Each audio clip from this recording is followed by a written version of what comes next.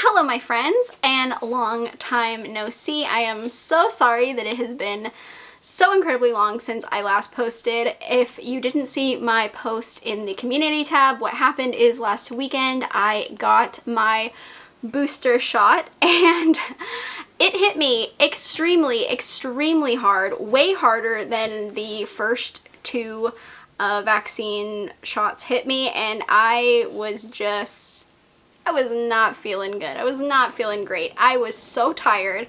I didn't want to do a thing, and I just did not have the energy or the motivation or really anything, the will, okay, to post and record and talk about books. I barely even read the last few weeks because I just felt so crappy. I am here with my January wrap-up. It is incredibly late.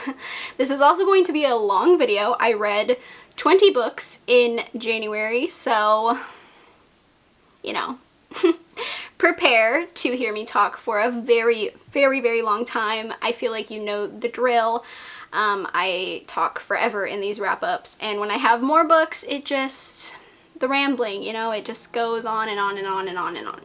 So, I have 20 books, 2 DNFs, and I think the only thing that I really did in January was I participated in JunjiJanuary, which was this readathon where you read Junji Ito manga. So I actually finished up all the unread Junji that I had.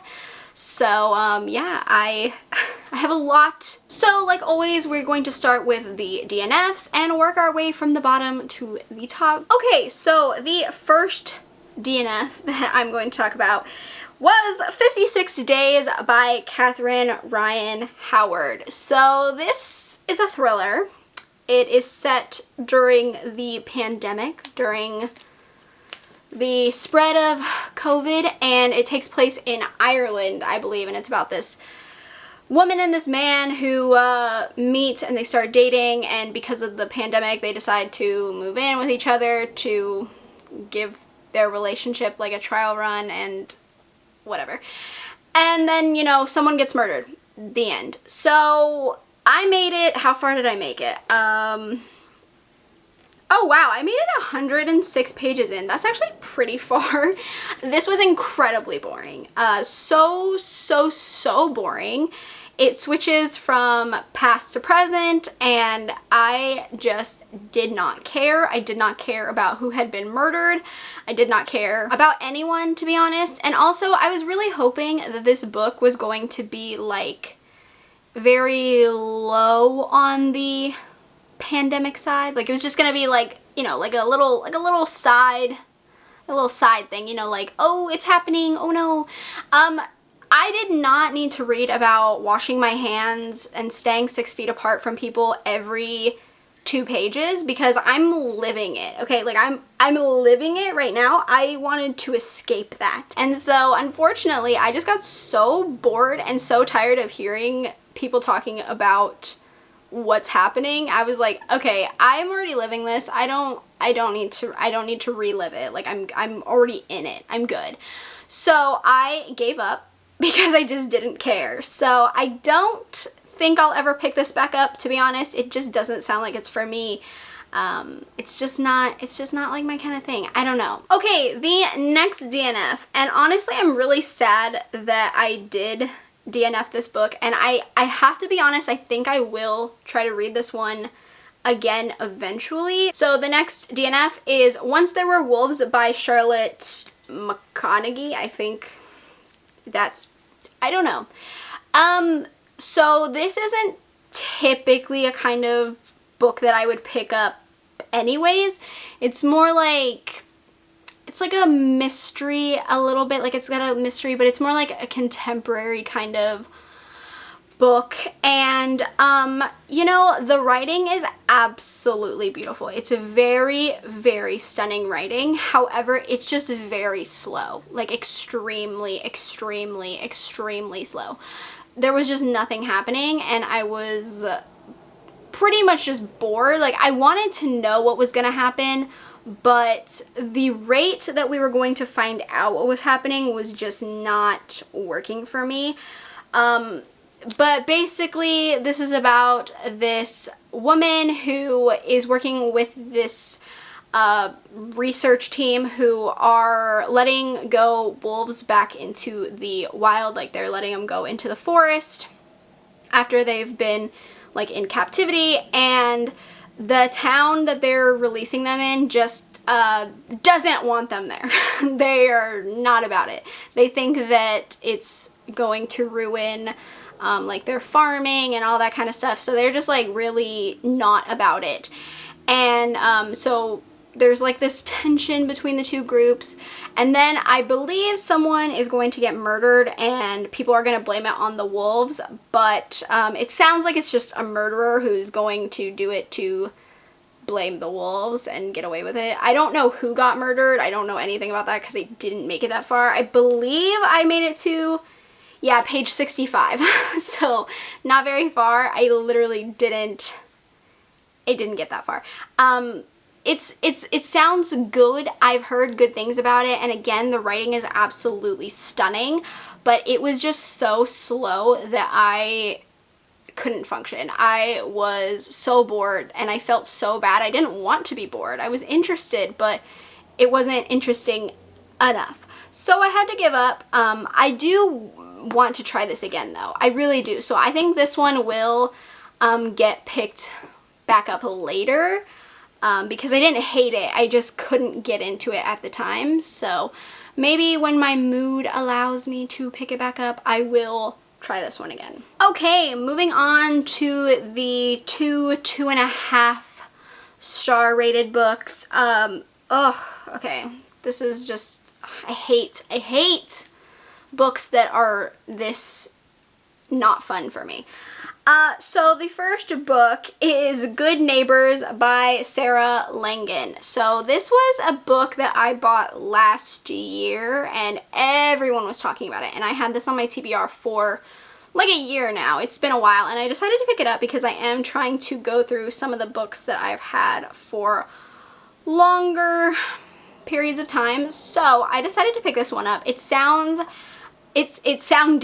because I've already read it, but it sounded fun. It sounded very Stepford Wives-esque. I was very interested in it, and it's about this family who moves onto this street, and the family is, you know, different. They're a little risque. The kids, you know, they use cuss words, and the dad's an ex-rock and roll star, and the mom dresses a little bit more provocatively, you know, and all the other families are a little more like straight-laced, you know. But the family makes friends with the, I guess, like the leader family, okay? The wives become friends and they get close, you know, and the moms kind of have like a heart-to-heart, but it goes wrong, okay? And this happened a little bit ago, and then in the present time this sinkhole appears, and one of the kids falls in, and it's just like drama, and oh my god. Okay, so let me tell you one. The sinkhole, I think, is the dumbest plot point of this story. I don't really understand why it was even involved. Like, I get it, but it didn't work. Like, at least not for me. I don't understand. It was just such a weird thing, and like, I understand where the author was trying to go with it. Like, I got it, but like, no, I didn't need it. It was just unnecessary. And also, this book is just extremely boring. Like, so boring. And if it wasn't boring, it was just annoying. Like, the characters are really all annoying, and yeah, I just didn't care. And then at the end, I was just like, okay, cool, that's that. All right, awesome. So yeah, I did not enjoy. I was so happy to have finished this book, and I'm glad that it's now officially off my TBR, so I don't ever have to read it again. But unfortunately, I already read it once, so I guess that's just as bad. The next and last book on my 2.5 star ranking is actually a book I'm really, really sad that I have to put down here, because I love this author with every part of my soul and being, and so to not like this is just heartbreaking to me. But you know, they can't all be winners, you know, like they can't all be winners. So the next one is Gyo by Junji Ito. I did not like this. I did not like this at all. It is officially my least favorite by him. It did not work for me. It is so weird, which is saying a lot because Junji Ito, he does a lot of weird things, right? Like that's his thing. He loves the weird. He loves the creepy, the crazy, the, you know, the obscure, you know. This is just not, this is just not what I wanted. It's about this boy and his girlfriend who are vacationing, and they end up smelling this smell. It's very strong and gross and disgusting, and it's very, very pungent. Like it's a very strong, it's like just like once it hits your nose, it's there forever. You're never gonna stop smelling it, right? It's just like in your nose. And then there's a fish with legs.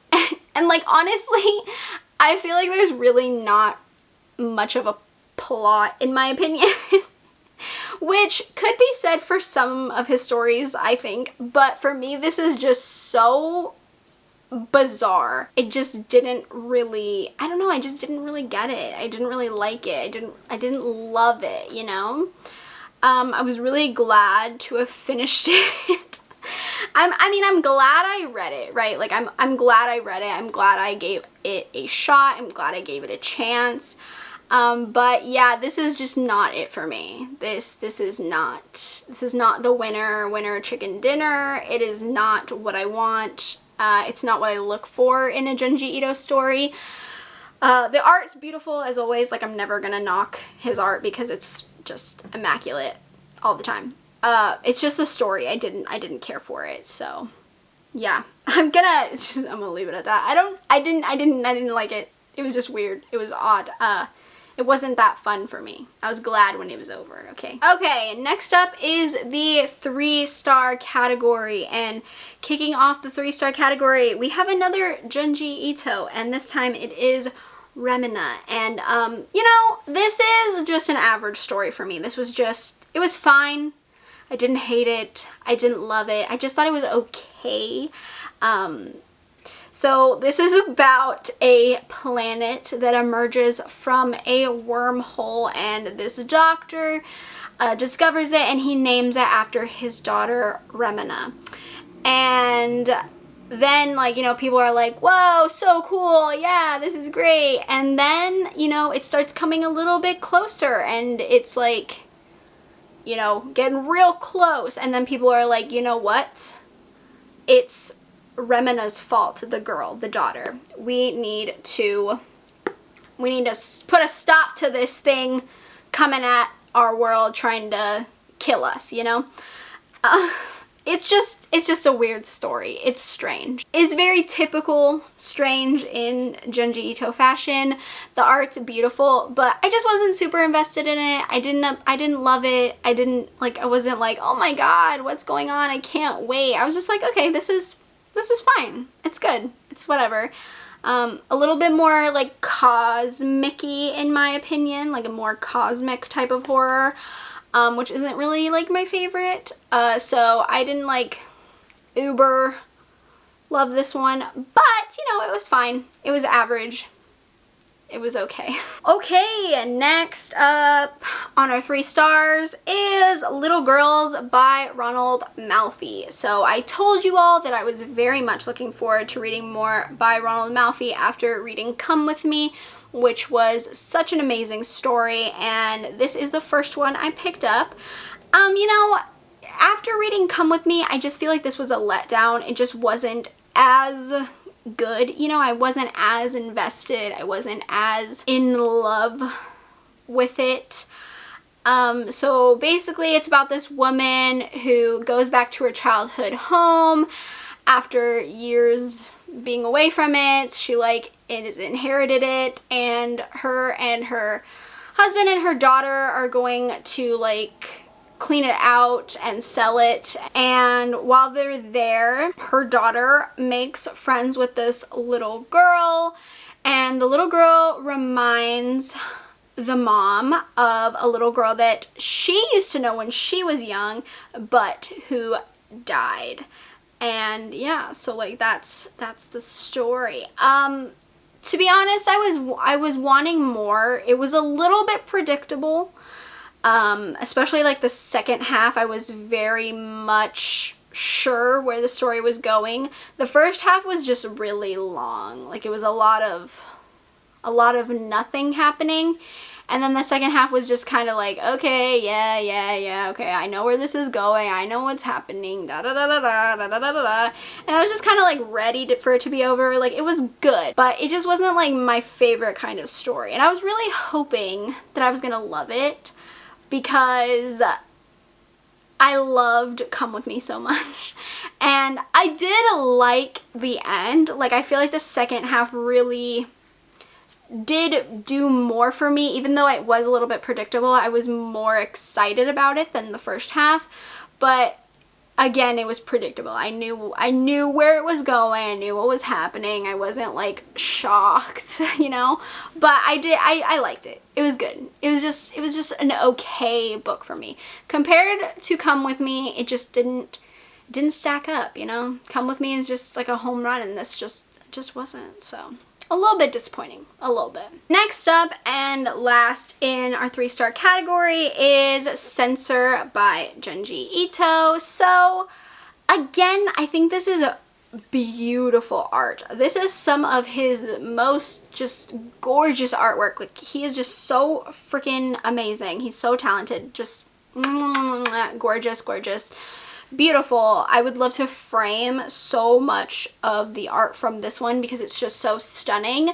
The story is average for me. It was okay. I didn't hate it. I know a lot of people really did not like this story. I didn't hate it, okay? Like I didn't hate it, but I didn't love it. Like it was just okay. I do feel like I like this one more than Remina, just because Remina was just not really my kind of vibe, but this one just, I mean, it was a little bit better.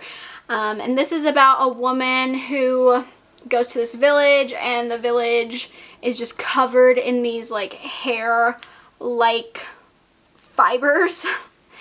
And yeah, I mean, I'm not gonna go into too much detail because it's a strange story. I would recommend it. I don't think it's that bad, you know. I wouldn't be like, don't read this, you know. Like I'm sure a bunch of people loved this one way more than I did, and I'm sure people hated it way more than I did, but I thought it was good. It was decent. Like I'm glad I had it. I'm glad I own it. I'm glad I read it, but it was just, yeah, it was just okay. Okay, and next up we are going on to our 4-star category. We are getting close. 4 and 5-star have the most books, which is great, as always. So the first one in our 4-star category is actually a book that I mentioned in my 2022 most anticipated releases, and that book is A Flicker in the Dark by Stacey Willingham. So this is a thriller about a girl who, when she was 12,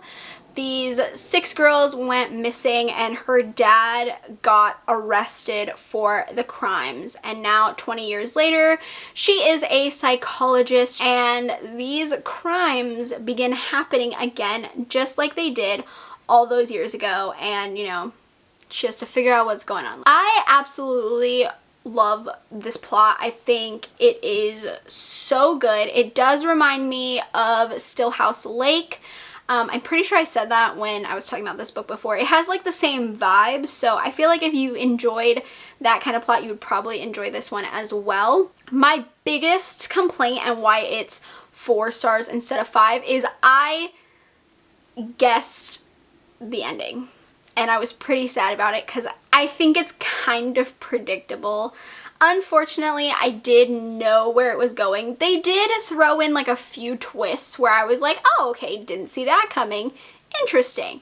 And the author did try extremely hard to keep me guessing. And I will say at times, even though I knew where it was going, I was like, well, I could be wrong. It could be going this way, right? Like it could be going this way. But then I would read something and I'm like, nah, no, I think I'm right. I think I'm right. I'm thinking it's this.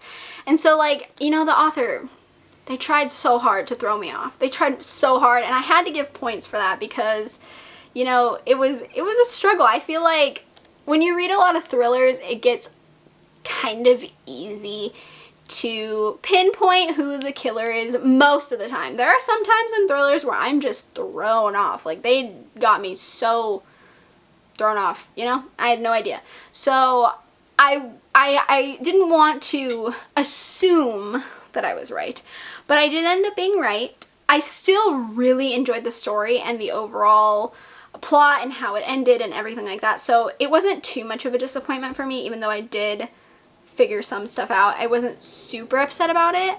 I think if you love plots like this, it's still a really good thriller. I really enjoyed reading it. It was a lot of fun. So I do recommend it. I just, you know, was just like a little predictable, which I was sad about. Next up, we got another Junji Ito. I told you I read a lot, and this is a Frankenstein, and I love Frankenstein by Mary Shelley. It is one of my favorite classic horror novels. I read it in college, and I loved it. So I was very excited to see Junji Ito's like version of Frankenstein, and it's very true to the original. He didn't really change anything. It's just his art added to the story, but I personally didn't mind that. I really liked it. I liked seeing him just add his own little flair, his art to it. I didn't mind that it wasn't like completely different. So I think a lot of people were disappointed because I think they thought that he was going to change the story, but he didn't. I mean, it's just Frankenstein. But I didn't mind that. And then I also really enjoyed most of the stories that were after Frankenstein, because this isn't just Frankenstein, there is also some short stories afterward. So I did enjoy most of them for the most part. And I actually had read most of the stories in here before. So yeah, I mean, it was overall really fun. I liked it. I think if you like Frankenstein and you just want to see Junji Ito's art with it, then you might like reading this. I thought it was great. Love it. Beautiful. Next up is another Junji Ito. Are we surprised? You shouldn't be. I told you I read the rest of my unread by him. So the next one is The Dissolving Classroom by Junji Ito, and actually I was surprised by how much I liked this one. I really didn't think I was gonna like this one as much as I did, but it was so good. It was so disgusting. So disgusting. So gross. The art was amazing as always. He's just extremely talented. And I actually liked the story. I thought there was some really good things about this. I don't know. I don't want to give too much away about this one, but it's about a pair of siblings and some things happen, okay? Like they're interesting siblings, okay? That's all I'm gonna tell you. I really don't want to get too much into it because it's like, I don't want to ruin the plot. This is a really good art focused one. I really loved his art in it. It's just so gross. Really freaking gross. This is one of his grossest, I would say. Like really gross. So maybe if you are sensitive to some of his work, like in the gross area, maybe be wary because this is a pretty gnarly one, but I really enjoyed it. Way more than I really thought I was going to. I liked it a lot. Next up, we have one of my new favorite authors. I've only read 2 books by her. She's already one of my new favorite authors. But her books are just so addicting, and I'm really interested in every book that I've read so far by her, and every book that I've bought a lot more by her because I'm just really interested. But I'm just super intrigued by her plots, and whatever. Okay, it's I Found You by Lisa Jewell. So I know a lot of people told me, and I believe it was my book haul, that this wasn't very good. A lot of you were like, this is not a fun one, this isn't like that great, and I was like, oh no. I really, really, really liked it. I really did. Do I think this is predictable? To an extent, yes. At a certain point, I did pretty much know where the story had gone and where it was going. But there is something so addicting about her plots and her writing. It's like, I don't even care that I can predict everything. I'm just like, wow, I just need to keep reading. It's so, like, I don't know, it's captivating, okay? Like, I'm just so invested. And her characters are all very, like, I don't know, like, well done. I really like reading about them and like knowing their story and finding out what happened. I'm always so super engaged in her plots, and I know that they're predictable, okay? Like, I get it. Like, I knew what was happening, but like I couldn't stop, and like it didn't really bother me. Like, I guess that's the thing. Like, sometimes predictability really bothers me if the story like isn't super engaging or captivating. Like, if it's super predictable and I'm just like, oh, all right, great, I already know what's gonna happen. But like, for me with her writing, it's like I just don't care that I know what's gonna happen, because I'm so invested in the characters and the story and the writing that I don't care. It's fine that I know what's gonna happen. What this story is about is this woman who finds this man on the beach of her seaside town, and he has no memory of who he is, how he got there, anything. He just doesn't remember anything. And so she decides to help him, and she kind of wants to help him regain his memory. She just feels like drawn to this man.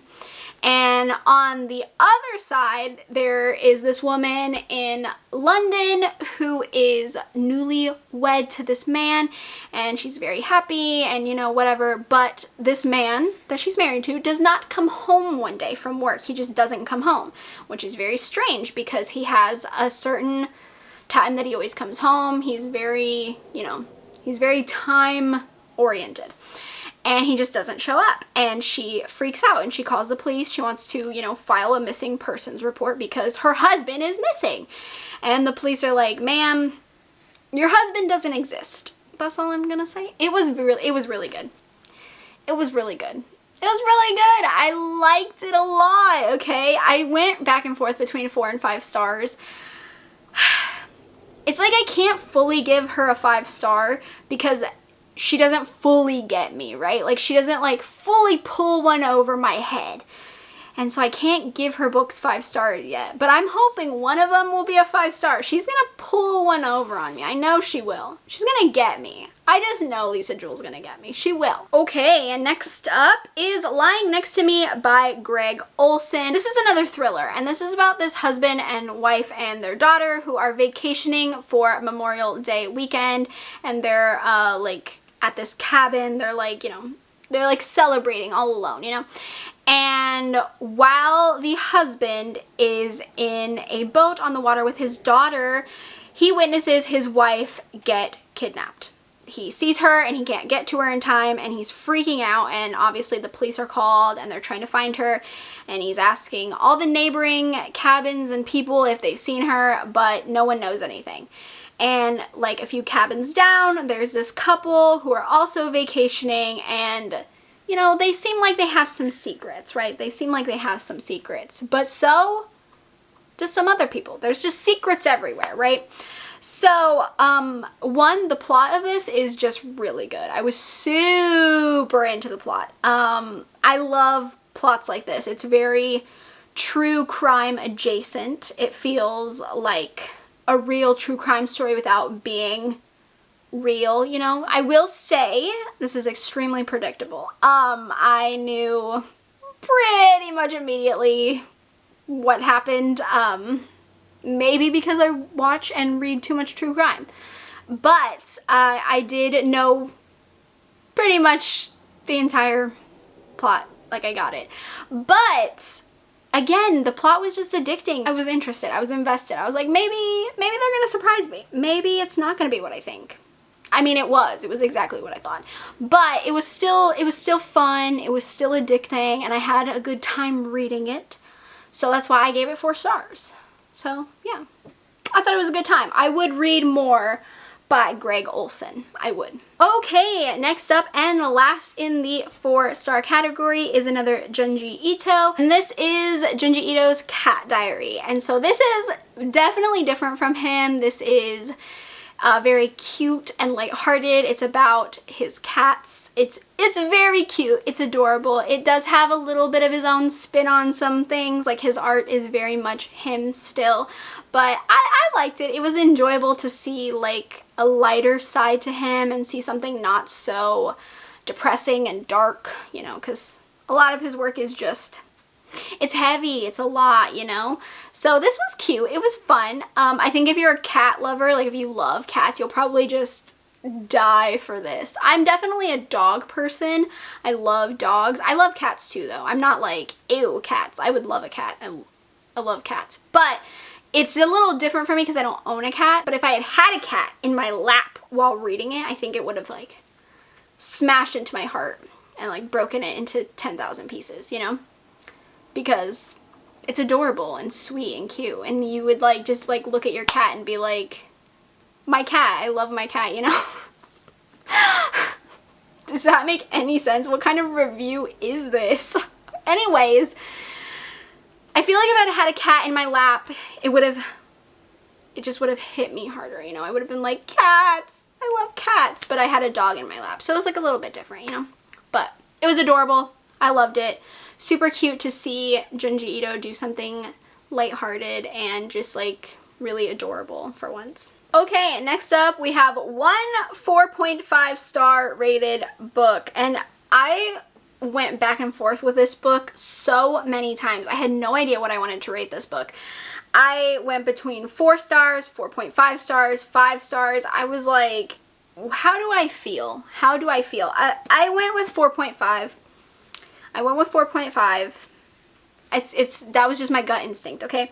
And that is The Winter People by Jennifer McMahon. And I am pleasantly surprised to say that I really, really enjoyed this book. I know a lot of people either love it or hate it. It's a very polarizing book.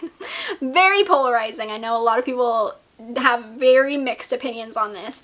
It really worked for me. I don't really know why it worked for me. I can't explain why. I don't know. I guess it was just the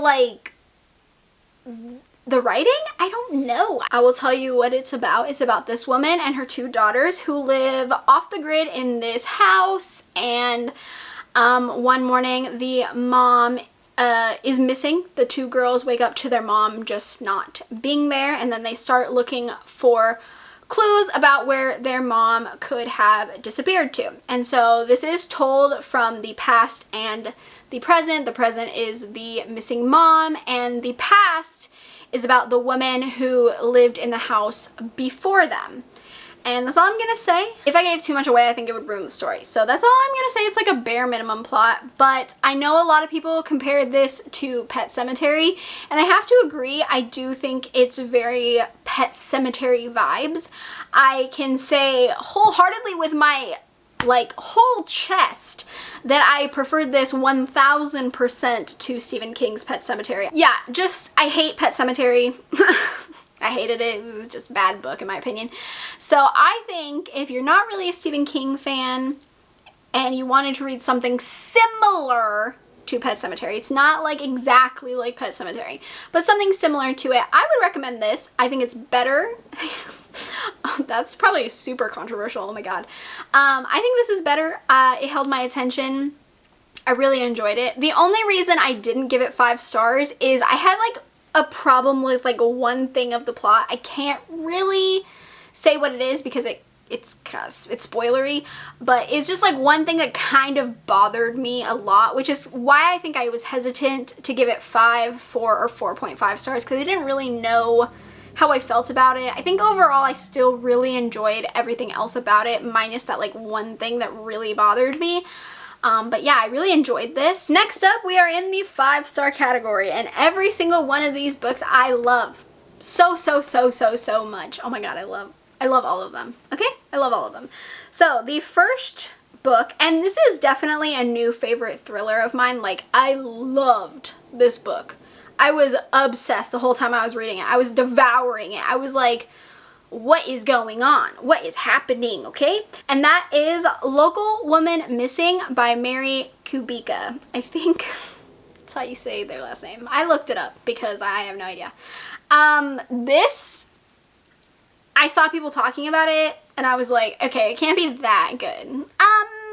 Wrong. It was amazing. Okay, so this is about this woman who goes missing, and then just a little bit later, this other woman and her 6-year-old daughter go missing, okay? And then 11 years later, the daughter returns without her mom, and people are just like, whoa, what's going on? What happens? Oh my gosh, there's so much to this story. It was so intense.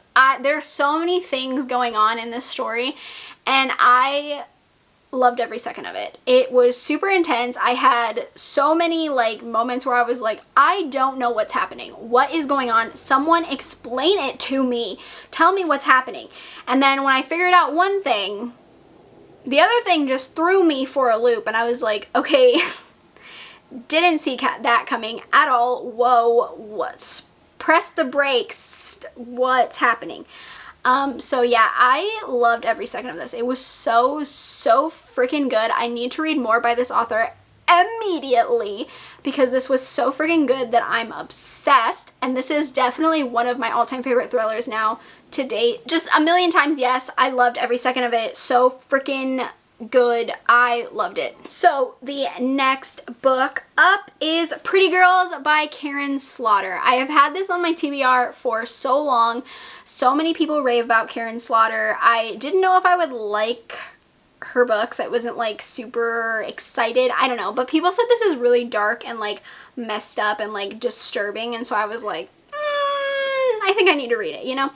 So this is about these two women who are sisters, and they haven't spoken in years because 20 years ago their other sister went missing, and just like they don't talk anymore, okay? Like things have gone on, okay? And now in the present day, one of the sisters' husband has just been murdered, and it kind of just like brings this collision of past and present together. And oh my god, yeah, I get why everyone's obsessed with this book. So I'm not gonna lie to you, the first half I was like, meh, okay, like I'm intrigued, right? Like I'm interested, but it was a little draggy. I was like, there's not much going on, like I'm intrigued, but, and like you got my attention, but like what's going on, right? Like what's the meat, what's happening?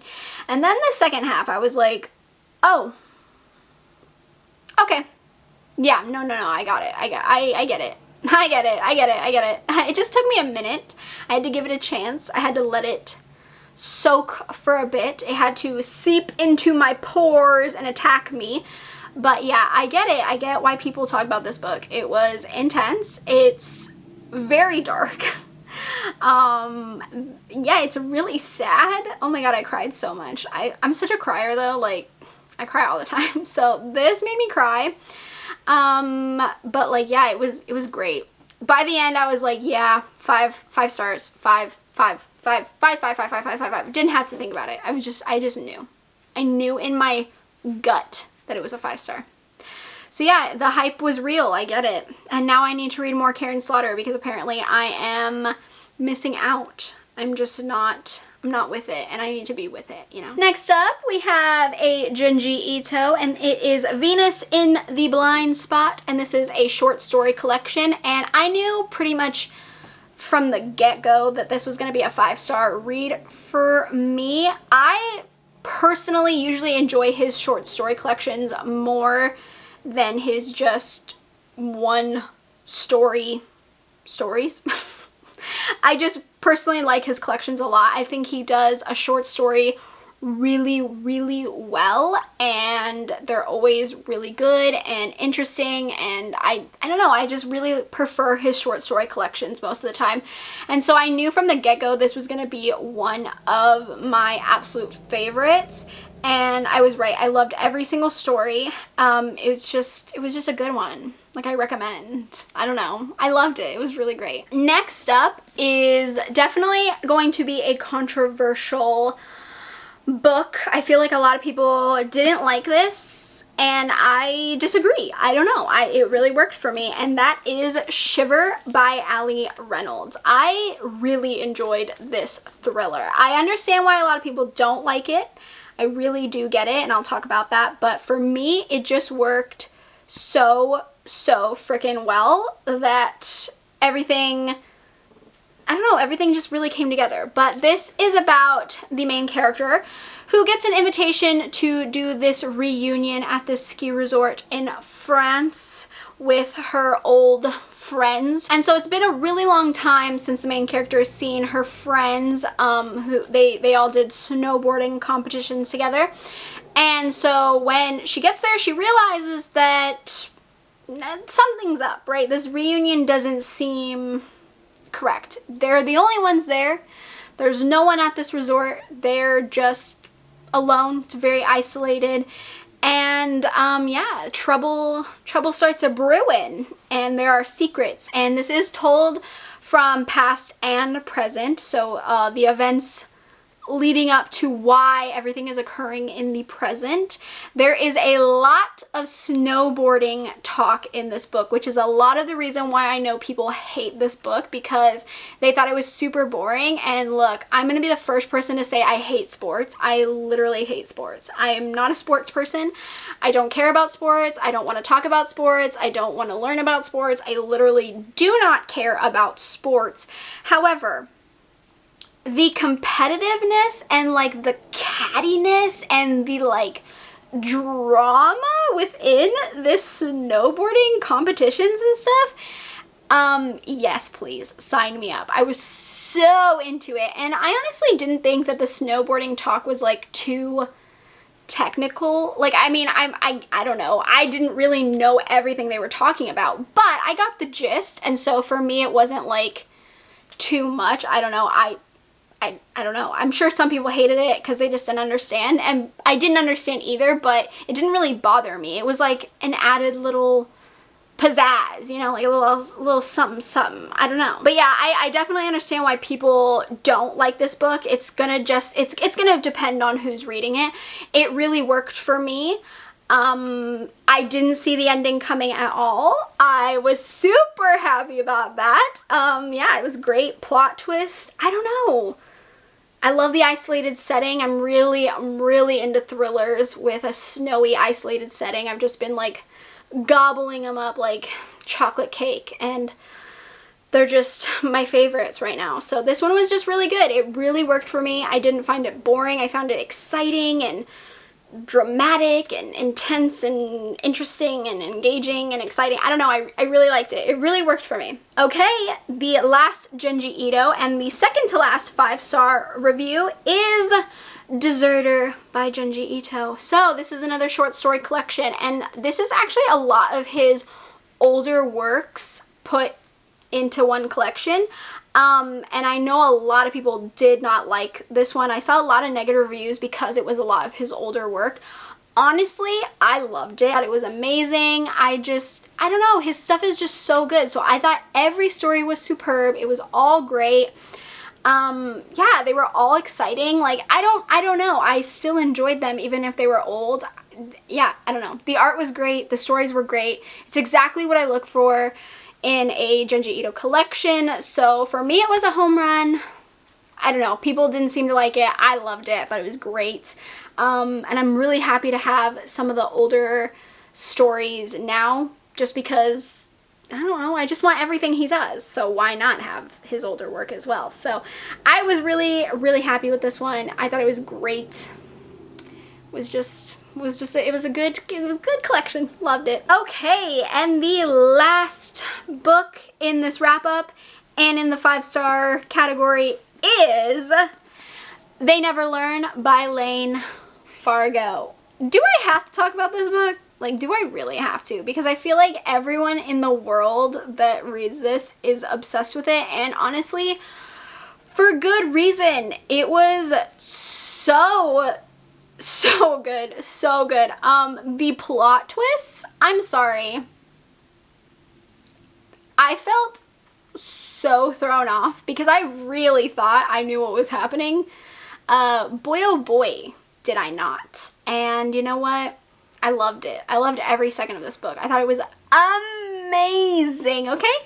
I thought it was amazing. So basically, for a bare bones plot, it's about this woman who is a teacher at this university, and she kills men. She kills men who she thinks deserve it. And honestly, like, I get it. Like, I mean, like, I understand where she's coming from. Is that bad? So there are 2 POVs in this story, and yeah, it's a lot of fun. Oh my gosh, it was so good. It was so exciting. Like I said, the plot twists were crazy. I did not see them coming. I loved the ending. I loved everything about this book. It was amazing. Definitely one of my favorite thrillers. I understand why everyone talks about this nonstop. It deserves all the hype. It deserves all the talk. It deserves all the commotion and love and everything. It was fantastic, and I loved it. Those are all the books that I read in January. That is insane. I am exhausted from telling you all those books. Holy cow, I'm tired. It doesn't seem like a lot, but I talk so much that, like, I'm tired now, you know? Like, that was a lot. I hope this isn't, like, the most longest video in the entire universe. I really hope not. I'm going to try my best to edit this down. Fingers crossed, you might be watching an hour-long video. If you are, I am so sorry. And if you made it to the end of this, video, let me know, because we're best friends now. You are my best friend. That's your prize. Congratulations. That's not a really good prize, I'm very sorry.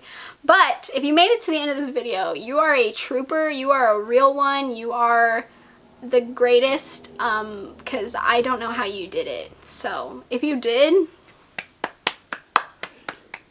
I love you, okay? But I'm gonna go, because I was gonna say I'm gonna go relax now that I'm just talked for 2 hours. I'm gonna actually film another video. R.I.P. me. But yes, I hope you enjoyed this video. If you did, please give it a thumbs up. It lets me know if you enjoy certain types of videos. That way I can keep providing you with those kinds of videos.